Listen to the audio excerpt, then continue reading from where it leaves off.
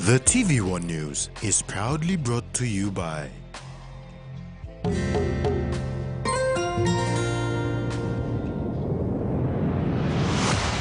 BSP, our bank, our people.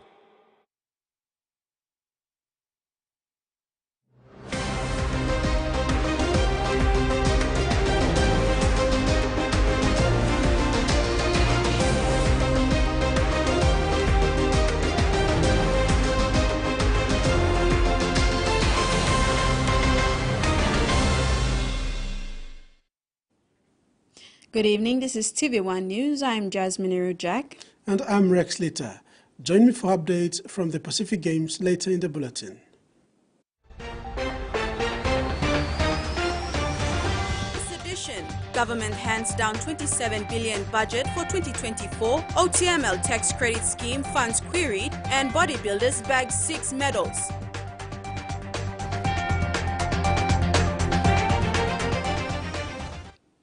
The Department of Agriculture will be formulating a rice policy in the near future to present in Parliament. Minister for Agriculture Ayet Tambua made this announcement in Parliament today.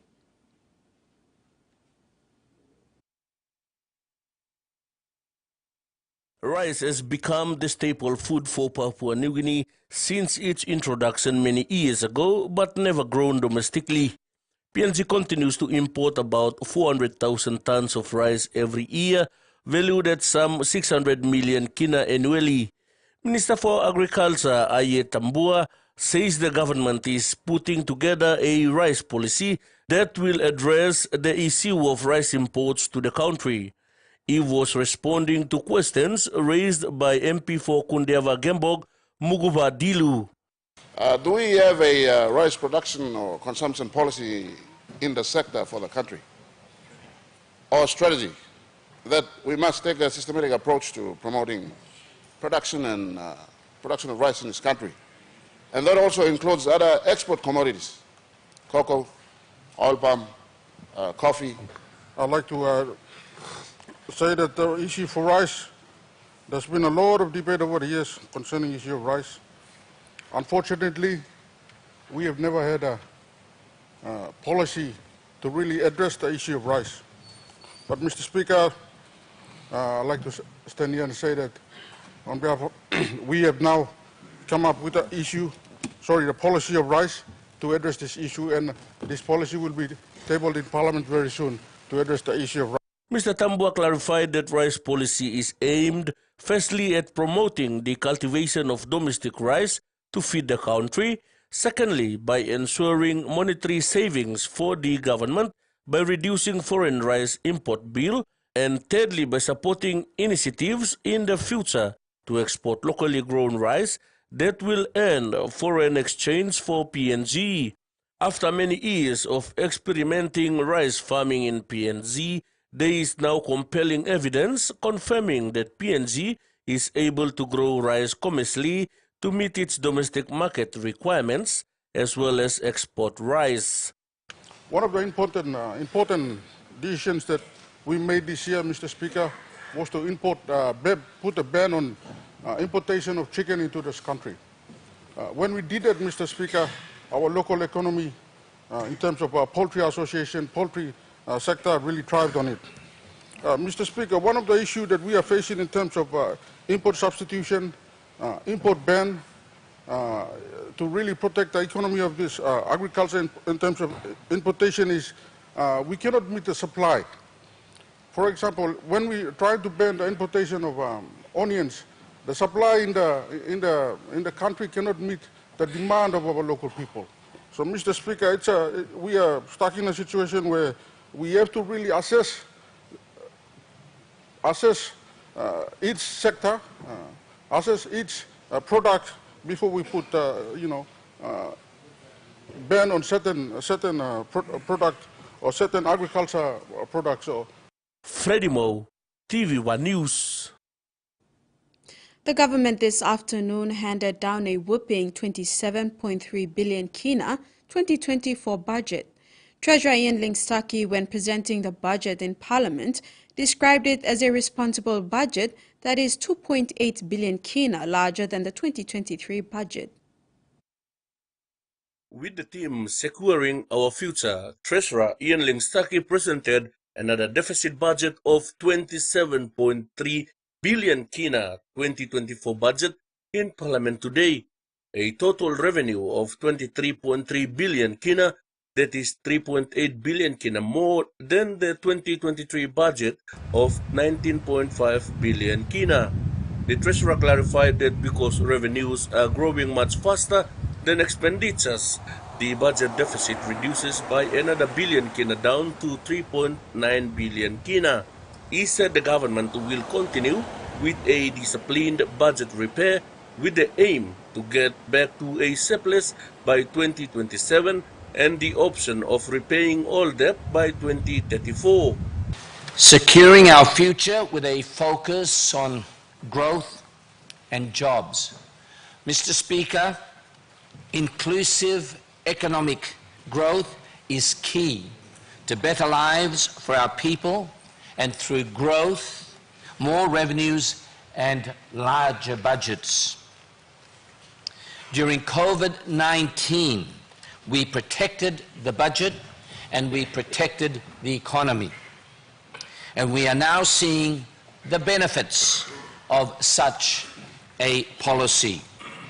The Treasurer is confident that the economy is expected to grow from 111 billion kina in 2023 to 122 billion kina in 2024, which is over 50% higher than the 79 billion kina in 2019.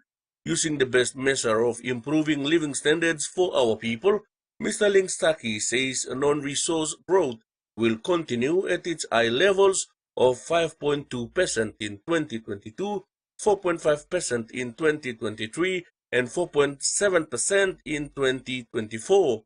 This is only the second time in PNG's post-independence history where there have been 3 years in a row of real non-resource growth of over 4.5%. The other period was 2010 to 2012, and that was based on a massive boost of the PNG LNG project put in place by our Grand Chief, Somare. And this time, we are getting this strong growth even before the expected commencement of the Papua LNG project next year and the other resource projects as well. The Treasurer said things are getting better as government continues to focus on delivering basic services to the people. But I know that many in our community do not feel as if they are sharing in such record growth and budgets. I know that there are businesses that are still going bankrupt. I know that there are still enormously long queues for anyone that seeks a job in our cities. I know that there are cost of living pressures on our families and some still feeling hungry. But what I can assure the people of Papua New Guinea is that things are going better than if we were still under the other team and the other guy. Higher incomes and more jobs than under the other team and the other guy. Better budget repair with a clear plan to a budget surplus than the other team and the other guy. A more responsive and responsible approach to dealing with cost of living pressures. Freddie Mo, TVWAN News. The 20,000 kina tax-free threshold introduced in the 2023 budget to support low-income earners will be made permanent when the 2023 appropriation bills are debated and passed during the week. The passing of this bill will also repeal the dependent rebate, meaning no rebates can be claimed for dependents. The bills came before Parliament for the first reading today as part of the appropriation bills for the 2024 budget. In the 2023 budget following COVID-19, the government introduced the tax-free threshold from 12,500 kina to 20,000 kina, effectively removing the previous second-tier tax rate of 22%. This was a temporary measure for 1 year and was set to expire at the end of this year. The Treasurer today, while presenting the appropriation bills, announced that the government is now making permanent this measure. This is to continue providing relief to the low to middle income earners in light of the high cost of living. Mr. Speaker, I commend the bill to the Parliament. This change adversely impacted on the dependent rebate, effectively repealing the dependent rebates under the Income Tax Act of 1959. As a complementary measure, the government has also decided to repeal the dependent rebates. Mr. Speaker, I commend the bill to the Parliament. The resident salary and wage tax rates from 1st January 2024 and onwards will be as follows. Those earning a base salary up to 20,000 kina will pay zero tax effective under the new bill. Those earning between 20,001 kina to 33,000 kina will pay a 30% tax rate. Those earning between 33,001 kina to 70,000 kina will continue to pay a 35% tax rate. Those from 70,001 kina to 250,000 kina will pay 40% tax, and those exceeding 250,001 kina will continue to pay 42% tax rate.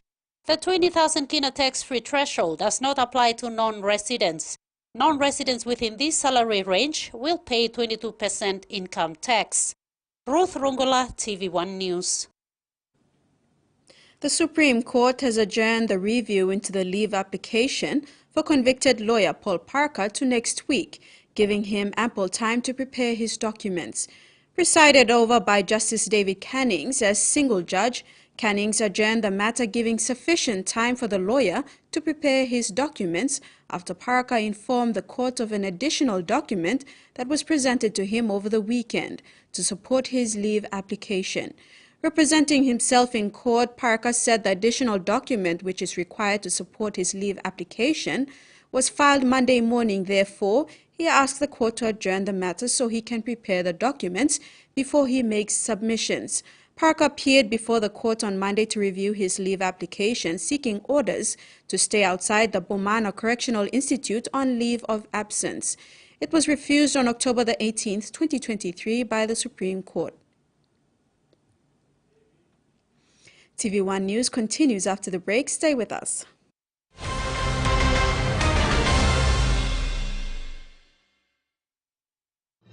Experience a convenient and smarter way to do your banking with BSB Mobile Banking. You don't have to leave the office or your home to pay for bills. You can view your account balance, transfer funds, top up phone credits, or purchase easy paid units wherever you are.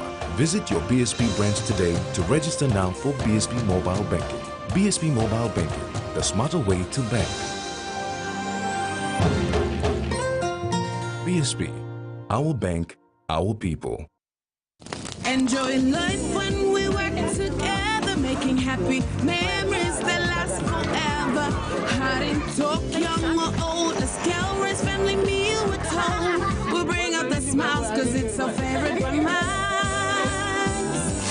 Tennessee cola, scare rice, don't scare price. Tennessee cola, scare rice, don't scare price. Amber, you like it? Papua New Guinea. We love a reason for a family gathering. A reason to play. A reason to ignite the flame. A reason to cook the best with the best. Flame Oil, now PNG made for PNG cooking. Flame Oil, winning taste. Hiya, Mama. You wait time, but me add him special flavor. Put in more flavor, put in more taste. Eddie Kakaru, get up and big smile on face. Time for Kim chicken, a grateful mutu. Sip, sip, the moo, yes, magic on you. Maggi, the taste PNG loves. Ton, ton, ton, ton, hino, ton, ton. Nihimomo. If you can't stop thinking about the Hino range of trucks, then you better drive one today. Hino. Ton, ton. Strong like you, smart like me. I hope they don't break. Now surely look his son. This is Relaxo. Strong plus shred. Should I try them on you? No, please. I'll take them. Relaxo. Very strong, lasts long.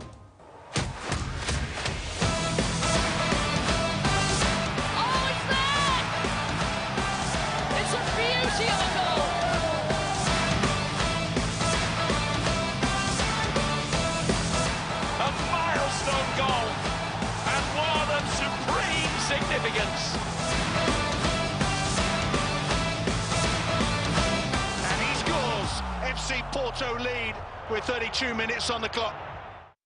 The T20 internationals, there is a nice crowd in the house too.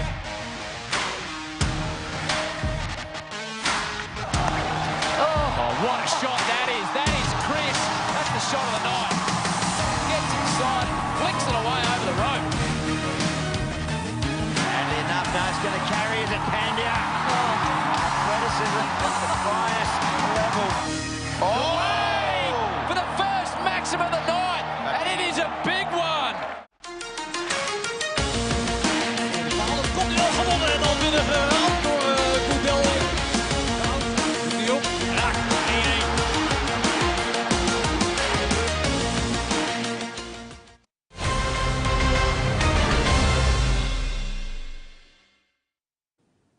Welcome back. The government has been called out for not acknowledging the source of its funding for the Tabubil Telefomin Highway.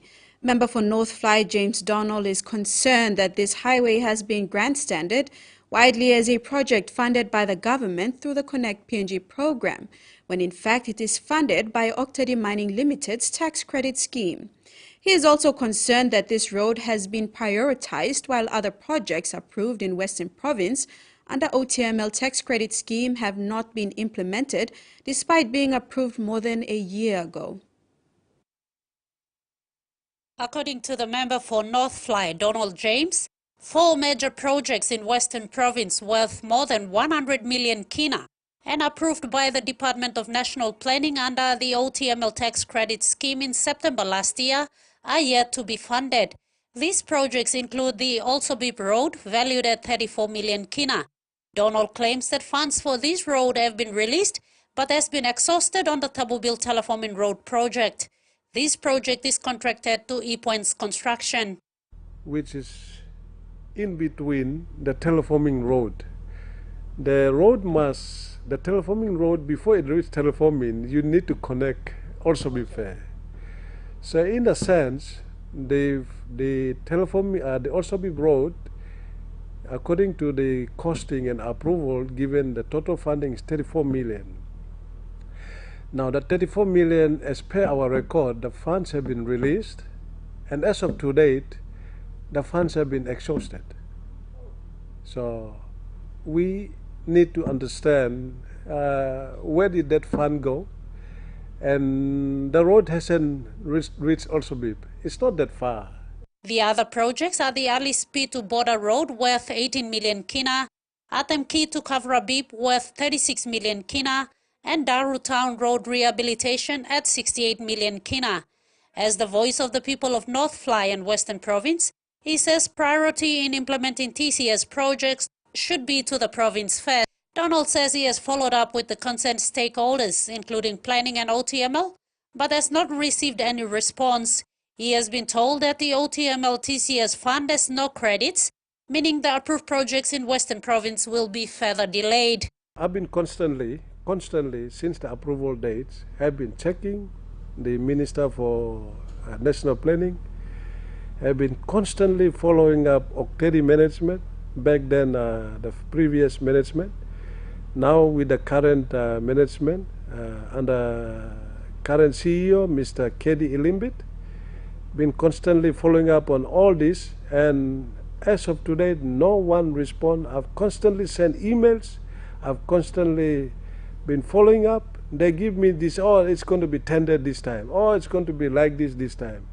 For almost 12 months, I am equally frustrated. That is to be honest. Take the case of Daru Road. 68 million kina contract signed.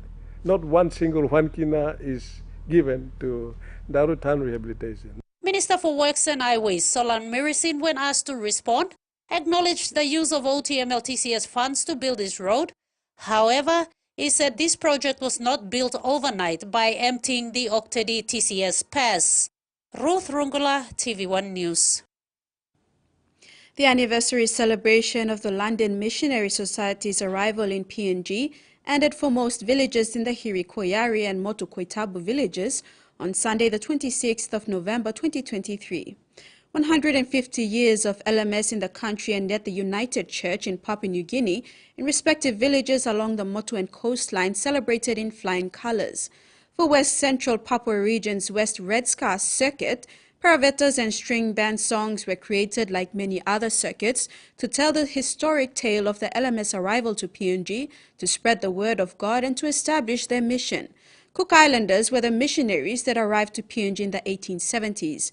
Therefore, churches commemorate the missionaries through dancing and singing to Cook Island and Pacific Island songs. Village of Gom and Lowai in Erap LLG in Morbe province have been given more access to services with the recent opening of the Gom footbridge. Nawaib MP Theo Pelgan officially opened the bridge on Saturday the 25th of November 2023. Villages of Gom and Lowai in Herab of Morbe province breathed a sign of relief after the Gom footbridge was opened for use over the weekend by the MP for Nawab, Theo Pelgan. The 60-meter cement reinforced bridge connects people in these areas to basic services every day. The bridge was contracted and completed by the Spider Engineering. MP Pelgan said the youth in the community supported the contractor with manpower and the project was completed quickly and successful. He said the bridge enables everyone, including farmers, to transport their produce to market and for school children to get to school effectively. Pelgan said the project was funded under the Nawab District Funding Allocation released by the government this year. The MP said Nawab DDA has further identified several other areas in Nawab that need the same infrastructure and will construct similar projects there. Tracy Pa, TV1 News. High Commissioner of Malaysia to Papua New Guinea Hamizan bin Hashim presented his letters of credence to the Acting Governor-General at a credential ceremony at Government House today, the 28th of November. In his welcome remarks, Acting Governor-General Sir Gibbs Salika encouraged both PNG and Malaysia to expand cooperation in the areas of business and trade. The Acting Governor-General acknowledged the support of Malaysia to PNG through the various regional forums such as ASEAN, APEC and the UN, and urged further collaboration on issues such as climate change, counter-terrorism and good governance. High Commissioner bin Hashim said on the economic front, Malaysia continues to be a key development partner to Papua New Guinea in many sectors that could benefit both countries. High Commissioner also urged the PNG government and PNG-based businesses to explore investment and business opportunities in Malaysia, which he says can lead to wider exposure of the Asian market and greater economic benefits. And now the finance news. The kina closed unchanged at 0.2685 US dollars in the interbank market. At Bank South Pacific, our kina was buying 0.2610 US dollars, 0.3923 Australian dollars, 0.2306 euro, and 38.46 Japanese yen. Looking at commodity prices at New York close, all closed higher, while crude oil and copper closed the day lower. And on the stock market, the Dow Jones closed lower, ASX closed higher, and all ordinaries closed higher as well. You're watching TV1 News. In regional news, when we come back, a ceasefire truce between Israel and Hamas extended by 2 days and flash flooding in South Australia.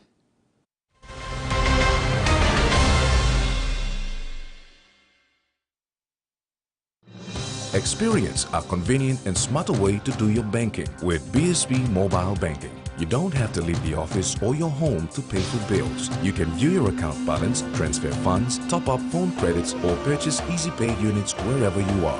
Visit your BSB branch today to register now for BSB Mobile Banking. BSB Mobile Banking, the smarter way to bank.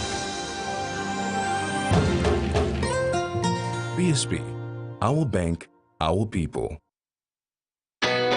A true champion is measured by their courage, their determination, and their passion to never give up and to always keep trying.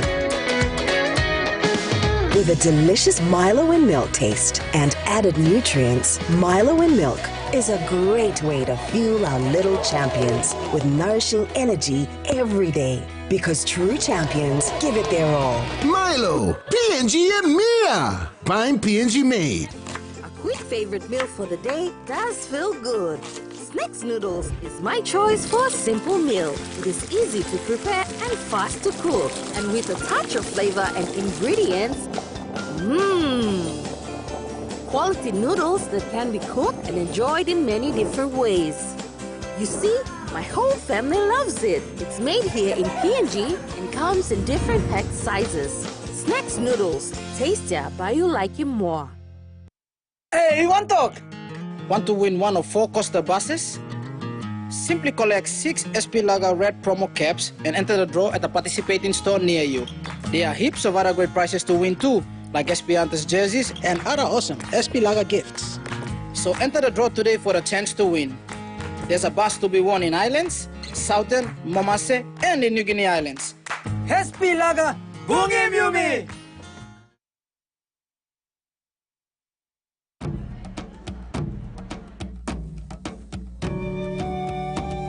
Number One Super wants our members to have the happiest retirement possible. Just an extra 10 kina a week could mean an extra 50,000 kina when you retire. This is known as a voluntary contribution. So call us to find out how to add a little extra to your super payments now to boost your super savings later.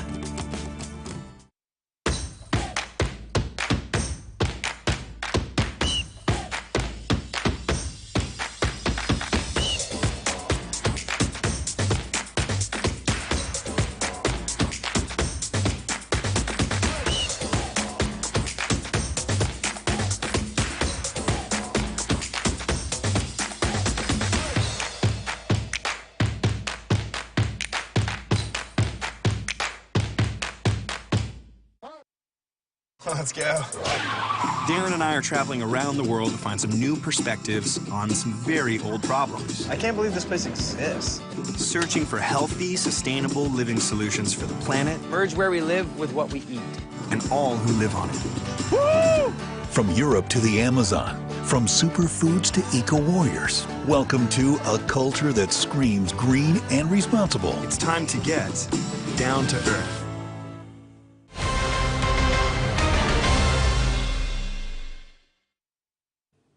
And we're back. Israel and Hamas have reached a deal to extend a 4-day truce by another 2 days. The initial truce was due to end on Monday night. Mediator Qatar announced the agreement, which will bring relief to hundreds of thousands of displaced Palestinians in the Gaza Strip. The Israeli military said 11 hostages were handed over to the Red Cross in Gaza and had since arrived in Israel, marking the start of the 4th release under the original truce. Meanwhile, Arab and European states have agreed on the need for a 2-state solution at a meeting in Spain.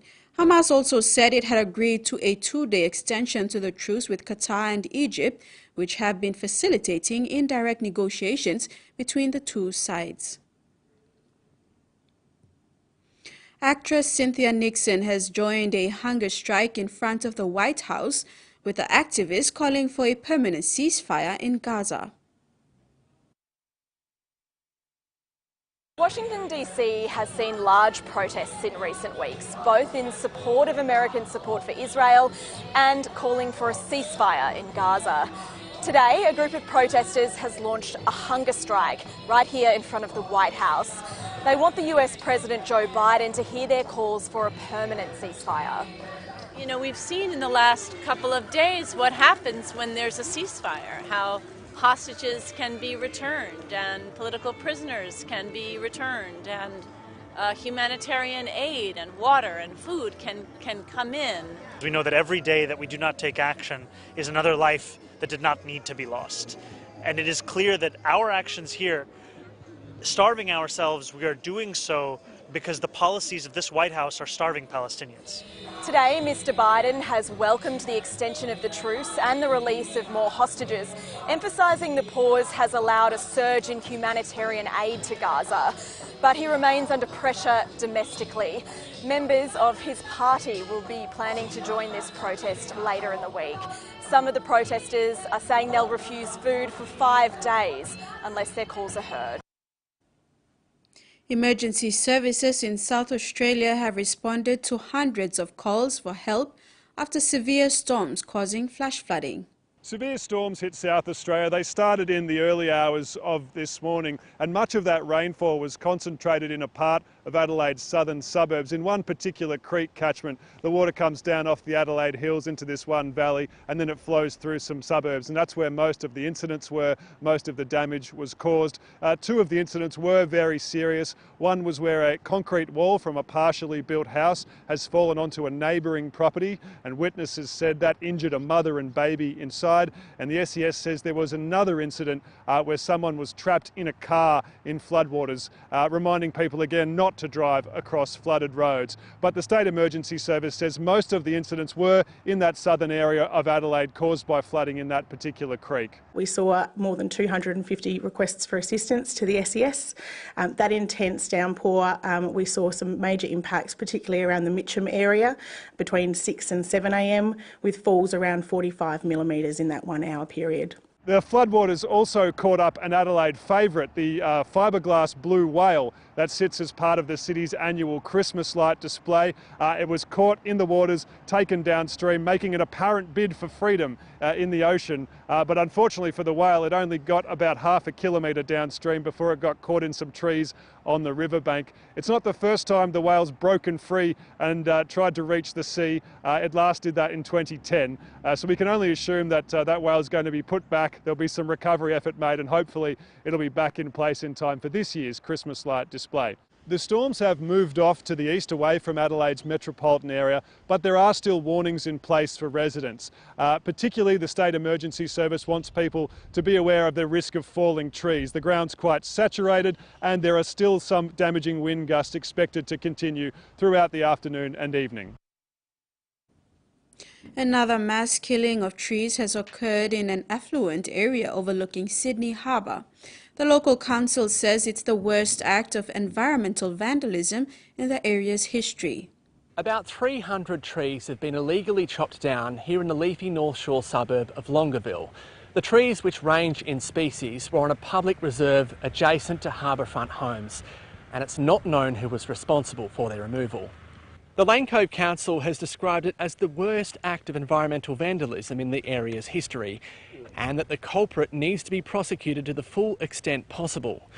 It comes just months after more than 250 trees were poisoned and chainsawed down in the North Shore suburb of Castle Cove, in bushland between houses and the waterfront.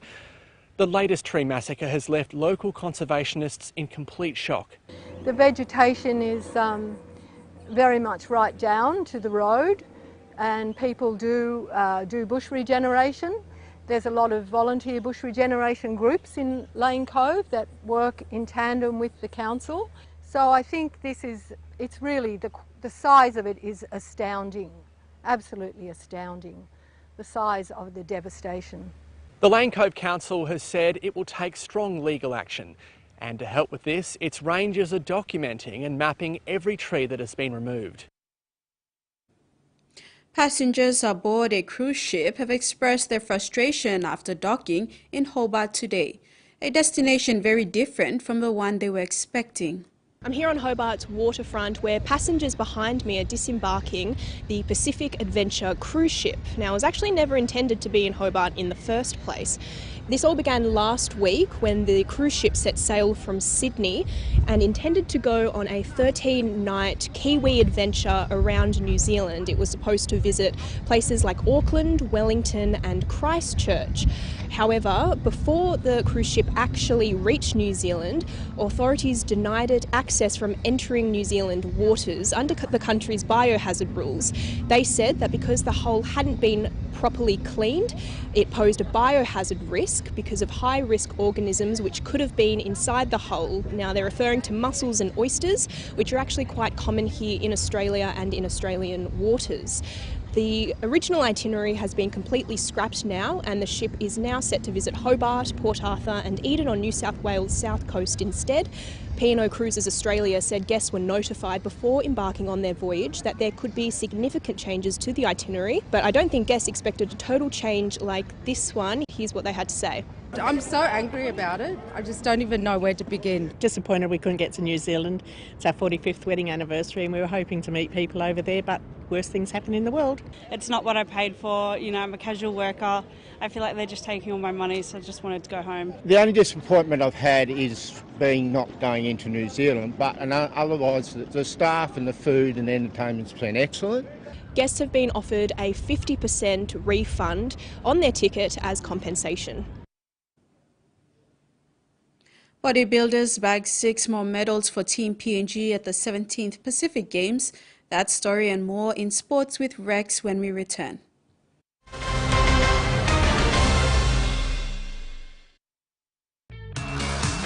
Come discover Digicel's game-changing supersized data plan for 7 and 30 days. Whether you're on the move or anywhere in between, we've got you covered. With every 7 or 30-day data plan, you get an exclusive free 7 or 30-day premium bundle to Digicel TV app.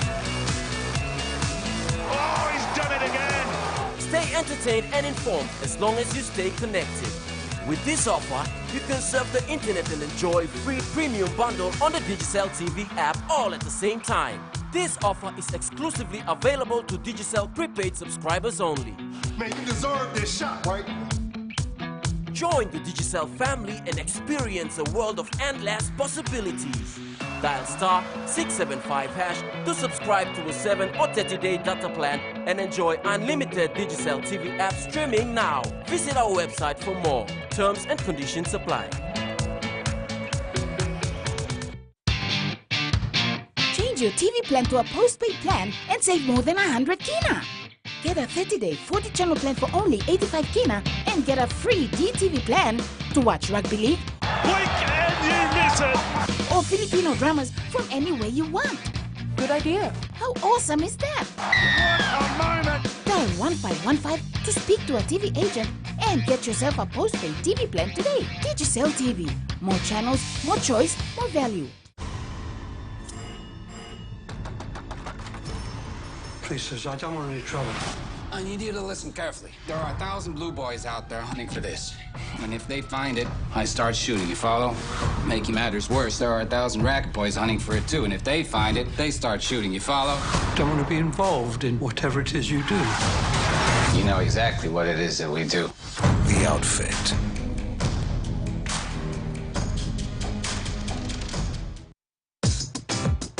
Hi, I'm Darren Robertson, an expat pom, chef and part owner of the Three Blue Ducks in the Sydney beachside suburb of Bronte.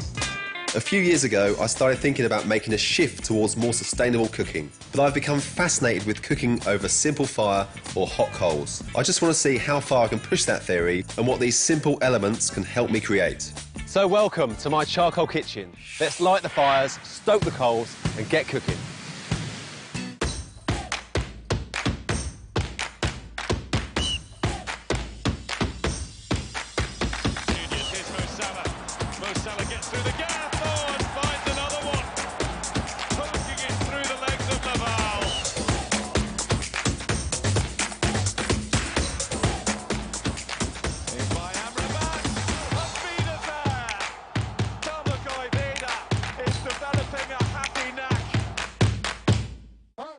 For sportsmen and women, the internet can be a dangerous place, filled with crackpots, show-offs, pranksters, and troublemakers. It's time to go viral, America. You going? So we compiled the greatest clips from the great outdoors and called it Viral Outdoors.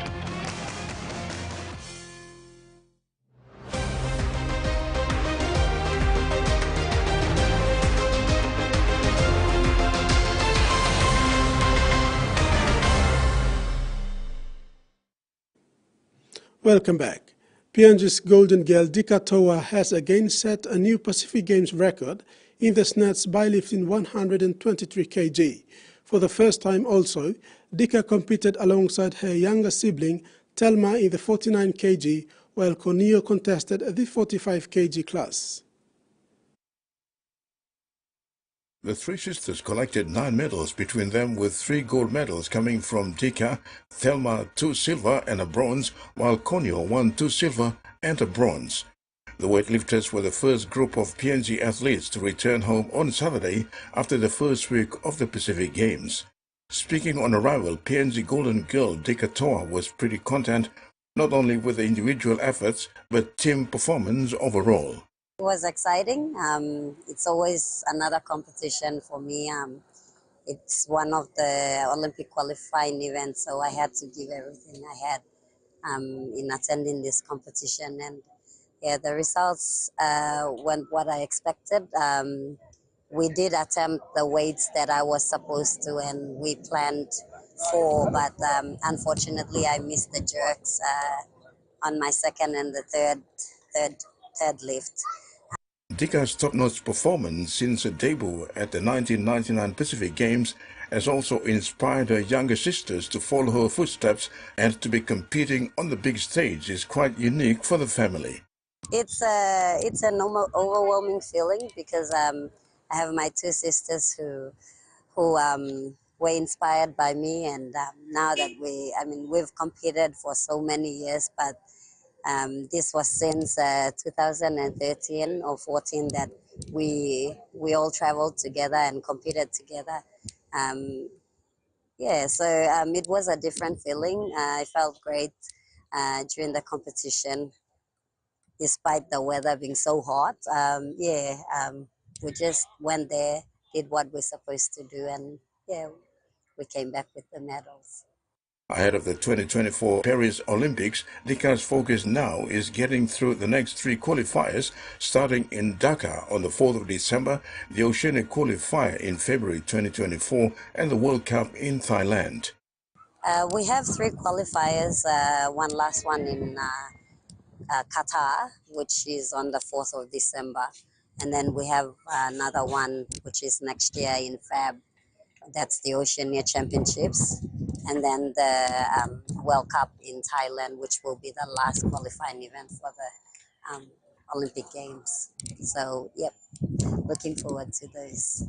Weightlifting also won gold in the men's 61 category through Morea Baru.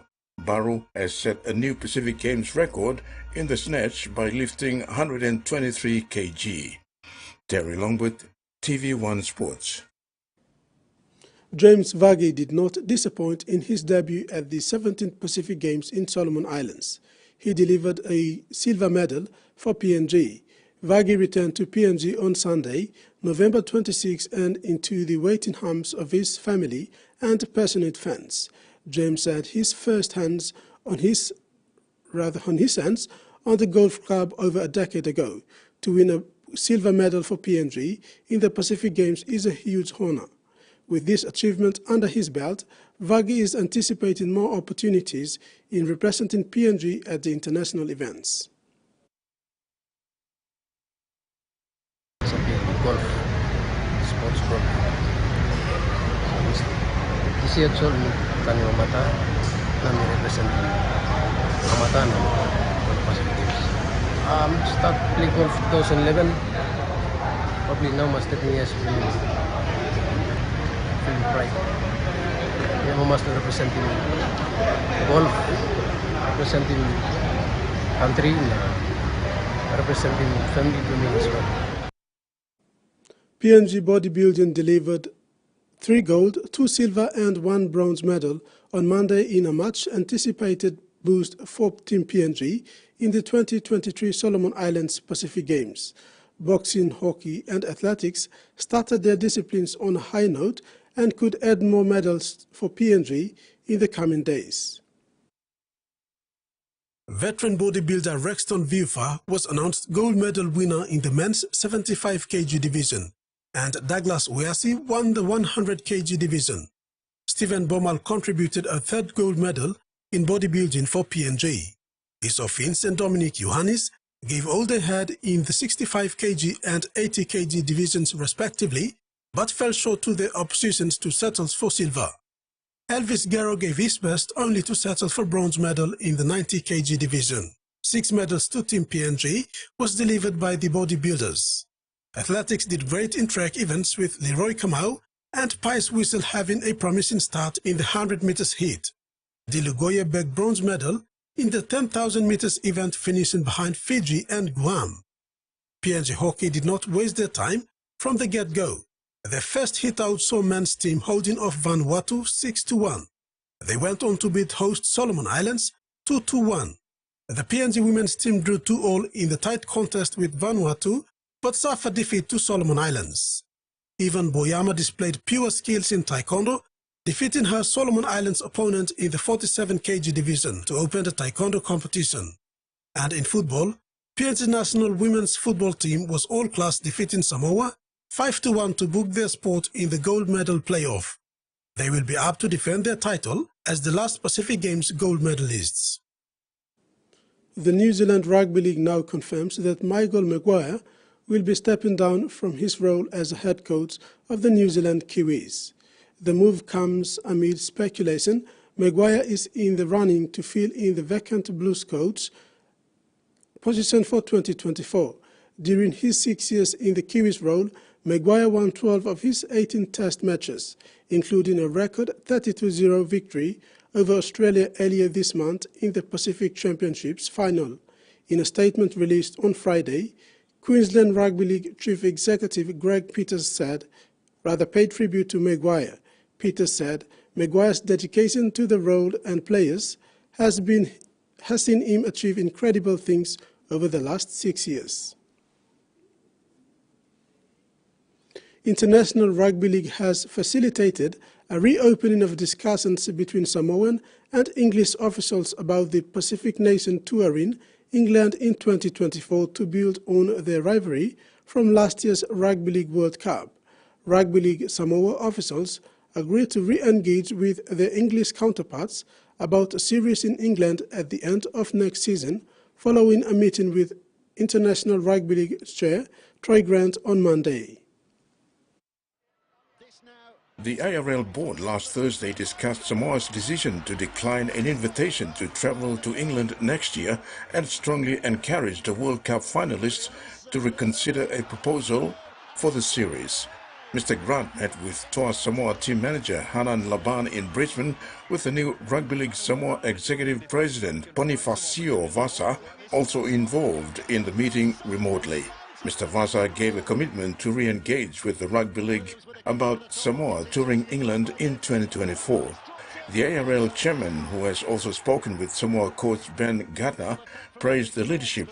The ARL board recently announced an international calendar through to 2030, commencing this year with Tonga's historic tour to England and the inaugural Pacific Championships featuring New Zealand, Australia, Samoa, Papua New Guinea, Fiji and the Cook Islands. It is hoped that Samoa will next year travel to England, whom they beat in extra time at the Arsenal's Emirates Stadium last November, to become the first-tier second nation to reach a World Cup final. England will then travel to Australia for the first Ashes series in 21 years at the end of 2025 season, with Samoa rejoining the Pacific Championships. Mr. Grant offered Samoa the support needed to ensure the Pacific nation can successfully and viably tour England in 2024 to provide international rugby league fans one of the most highly anticipated series in recent memory. Terry Longwood, TVWAN Sports. An initiative to help former Kumul players meet their medical expenses was launched and hosted its first gala dinner at Dynasty Restaurant on Sunday, 19th November. This is the first of many events to raise money to support former PNG Kumul players who are in need of medical assistance, and the government has been called upon to support this initiative. The night had a number of inspirational guest speakers from the likes of former 1975 Kumul captain, Kumul's #1 Paul Chew, to Sir Bob Sinclair, former chairman of PNG RFL, and retired PNG DF commander General Jerry Singirok.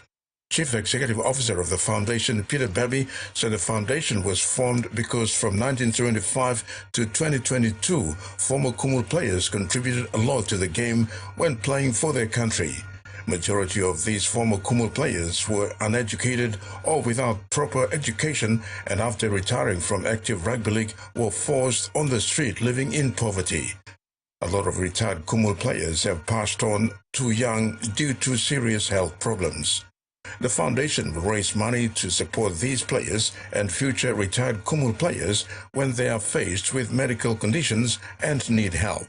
Former Kumul's captain, Kumul's #1, Paul Chew, had the crowd captivated as he recalled the feeling of running on the field wearing the Kumul colours in 1975, the first international rugby league match played in Port Moresby. But first, a brief background of his upbringing. Being our first international match, we were a young team, inexperienced by international standards, but that did not stop the passion and the determination that ran through the veins of every PNG player. The British were an experienced, seasonal, strong international side with a forward pack almost double the weight of our pack, and they gave it 100%. At full time, the whistle was blown 40-12 in favour of England. Despite the outcome, we walked off with the field with our heads held high, having represented our country with pride and earning the respect of the English players and possibly the rugby world.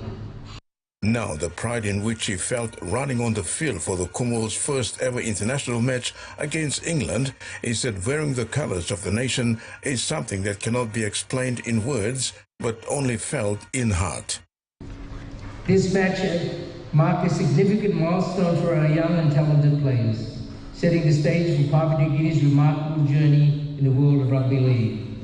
Tonight, as we gather to celebrate the legends of our sport, let us not only reflect on the past, but also appreciate the foundation laid by events like this first international match. It is the cornerstone upon which the legacy of the Kumuls has been built, evolving into the powerhouse it is today. At full time, the whistle blown 40-12 in favour of England. Chew explained the valuable lessons learned through playing rugby league, such as work ethic, dedication, honesty, teamwork, and determination. The foundation will continue to have fundraising events moving forward to raise money for this worthy cause, and calls upon government, business houses, and the public to show their support for their former Kumul heroes. Terry Longwood, TV1 Sports. That's all we have in sports. Over to you, Jasmine. Thanks, Rex. Now the weather forecast for the next 24 hours.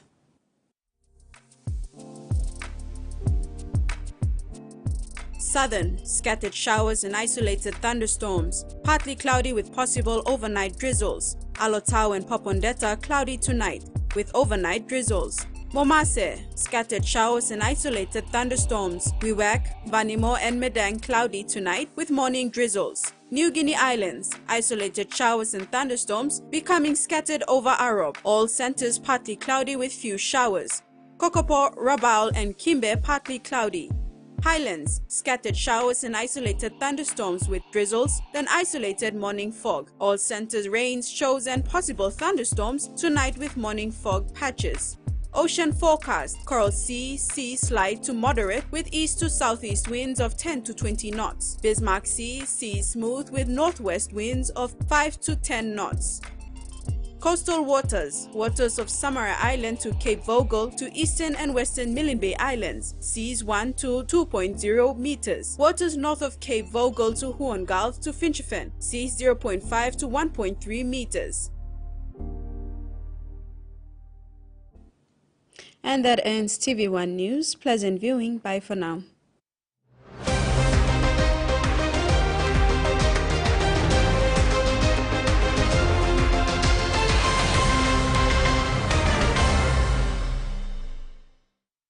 TV1 News was proudly brought to you by